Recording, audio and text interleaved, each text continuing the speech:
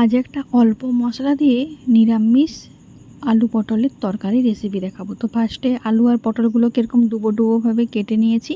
এবার চলো ফার্স্টে আলুটা ভেজে নিই। তার জন্য নুন আর অল্প একটু হলুদ দিয়ে আলুটাকে ভেজে নেব। আলুটা হালকা আঁচে ভাজলে তাহলে ভিতর অবধি সেদ্ধ হবে। তো আমার হালকা আঁচে ভাজা হয়ে গেছে লাল লাল করে। এবার চলো পটলটা দিয়ে দিই। এদিকে পটলটা দিয়ে দিলাম। পটলের মধ্যে নুন আর হলুদ দিয়ে ভালোভাবে পটলটাকে ভেজে নেব।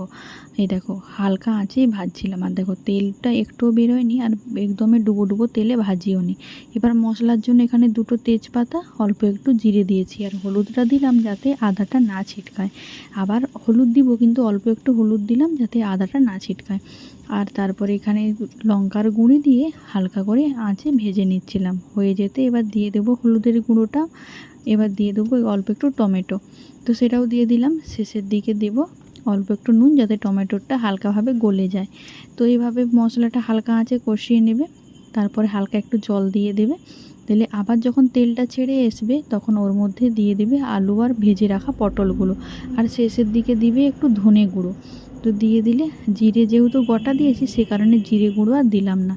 এভাবেই হালকা আঁচে যখন পটল আর আলুগুলো ফুটে আসবে হালকাভাবে নামিয়ে দেবে। দেখবে অসাধারণ